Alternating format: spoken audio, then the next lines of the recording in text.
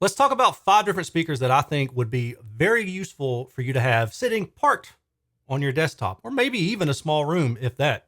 So instead of doing what I normally do with these kind of videos, which would be to talk about a single speaker one at a time, or in comparison videos where I provide you with a ton of different data sets for all sorts of speakers, I'm going to try to hit the highlights here, and I'm going to focus on mainly the things that I think are going to matter for you. I'm going to rely on my experience and my quote unquote expertise, if you will, and hope that after 200 something speaker reviews, you'll allow me to kind of flex my knowledge muscles here a little bit and talk specifically about the use case for these speakers without having to show you evidence for every single thing. My website, AaronsAudioCorner.com, will have the full data set for all of these speakers and more. At any time, just go click that link in the comment section below and check it out. Now, let's get on with this review. Here we have a size comparison chart with the prices listed. Now you'll see that the Edifier M60 is about $200 cheaper than the other four. And you may be wondering, why didn't you choose something else? Well, that's simple. The other four that I have on here are really good, but I really wanted to also show you if you saved $200 and went with a smaller speaker, what are you going to give up? Now, most likely you're thinking you're going to give up output capability, and you would be right, but you also give up linearity. So if your goal is to just have something that makes sound on your desk and sounds pretty good, well, yeah, the Edifier M60 is going to do a great job at that. It's not going to get loud, but it's going to sound pretty dang good.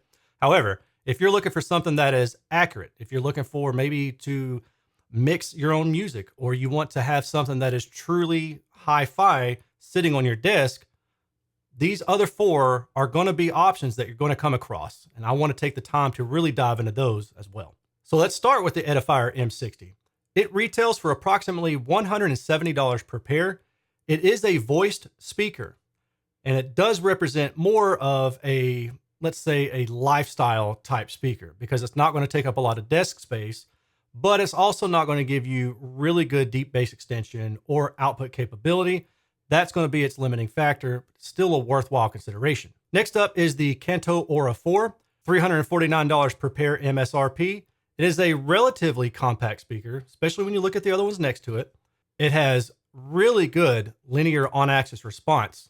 Then we have the Atom D3V, $349 per pair.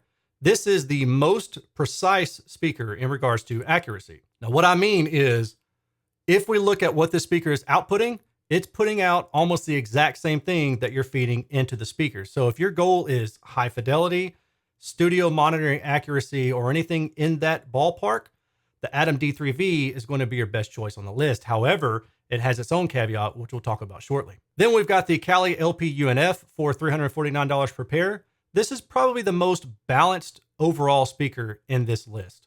It has pretty good linearity, though it's not as good as the Atom, but it has a more stable listening window. Then we've got the Edifier MR5 at $349 per pair. Now, this speaker provides you with more output capability than the other speakers. However, it is probably the least linear on this list. So if you are looking for output capability, but you're willing to give up some accuracy, then this speaker could be something that you would consider. In regards to how I rank these speakers, I want to be clear that I'm not doing best to worst. As I said earlier, there's a lot of overlap. There's a lot of nuance to describing how these speakers are going to perform. I think it's better to give you ideas of what the objective data says, and then let you choose the best solution for your particular needs. The Edifier M60 here, we can see that it has a lifted treble region, okay? So compared to something more neutral like the Kanto Aura 4, the Edifier is going to sound brighter. It could be more tiresome if you listen for long extended periods of time. This Kanto Aura 4 has really good accuracy. However, I will note that there are a lot of deviations rolling through the frequency response, particularly this area right here in the lower mid-range. This dip can manifest as what some might consider maybe hollow bass, not quite as impactful sound of a bass drum. Now, if we go to the Atom Audio D3V, we can see this one has much more linear response. And this speaker is the most accurate speaker you'll see on this list. However, it also has about 1 to 1.5 decibel lift in the treble. This is similar in regard to the Edifier M60 in how there's a little bit more treble, could sound tiring for long extended periods of time. But honestly, with that level of capability, I would be okay taking this over some of the other options that I'm seeing here. And if you do find that the treble is maybe just a little bit too much, if you have EQ, you can just shelve that down or maybe sit slightly above the tweeter axis. And I'm going to talk more about that in a second. This is the Kali lp-unf. We can see that its on-axis frequency response above the bass region is pretty linear. But in this bass region, we have a bass bump there. So that's going to give you a little bit more punch. May sound a little bit more dynamic, even though technically it's not. But we also have a dip around 200 to 300 hertz, similar to the Canto, but it's not quite to the same degree. And this may cause you to notice it sounds a little bit more hollow in female vocals. Finally, we've got the Edifier MR5. Now, this speaker is definitely the least linear on this list overall. It's the largest speaker. So earlier I said that this one makes the trade-off between linearity and output capability, and now you see why. The other factor that we want to consider here is listening window. How much do you move from side to side? Probably not a lot, but up and down, you got to make sure that you're on that reference axis. And if you're not, how much wiggle room for forgiveness is there? With all of these speakers, there's a pretty good bit of wiggle room for forgiveness. However, the Atom D3V has the least amount of wiggle room. And this is why I say that.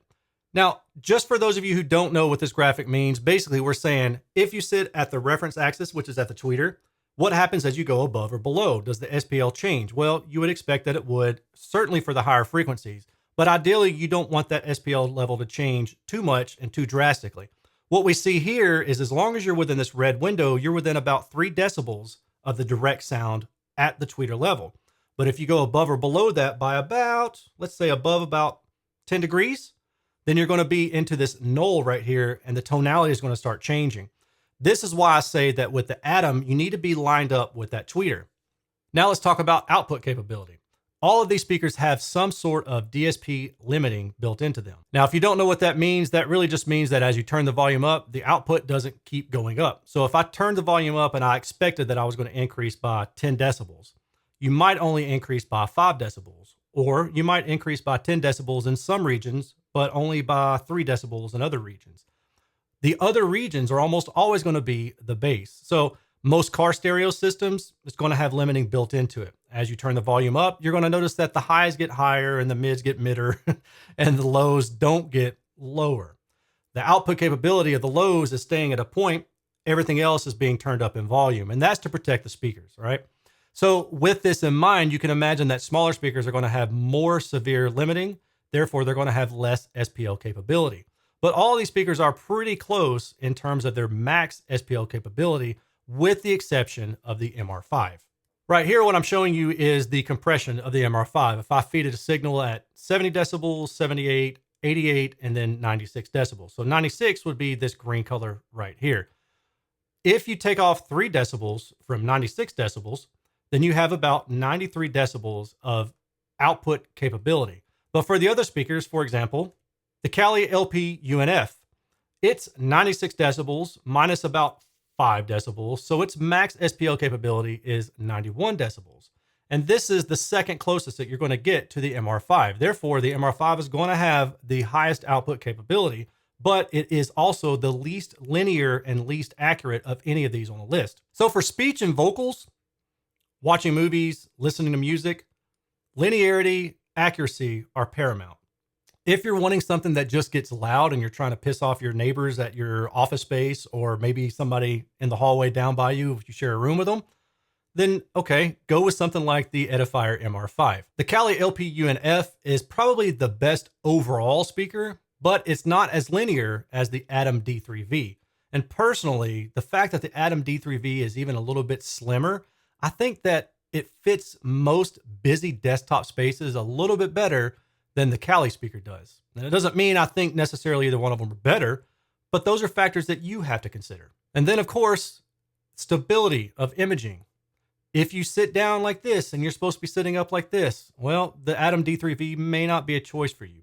If you can keep your head in a pretty stable position the majority of the time, then the Atom D3V is definitely worthwhile. But if you crave the forgiveness of being a slouch, then the lp-unf is probably your better choice. The M60, in my opinion, represents the best value on this list, but it doesn't have great linearity, has pretty good linearity, and it doesn't have the SPL capability that the others do. If space matters to you on your desktop, you don't have a lot of room, but you still want really good tonality, really good accuracy, and precise imaging, then the Kanto OR4 is going to be your best choice here. I think it represents a really good performance value in a little bit smaller package, even though you don't quite get the SPL capability of the Kali or the Edifier MR5. That does it for this video review. And if you have any questions, comments, or concerns, please let me know in the comment section below. If you would like to support this channel, you can do so one of a couple different ways. One is to use any of my generic affiliate links in the comment section below. And I will also provide affiliate links to all 5 of these speakers. That way you can make the choice, and I'm not forcing you to pick a quote unquote best one. And it does help me earn a small percentage of commission at no additional cost to you.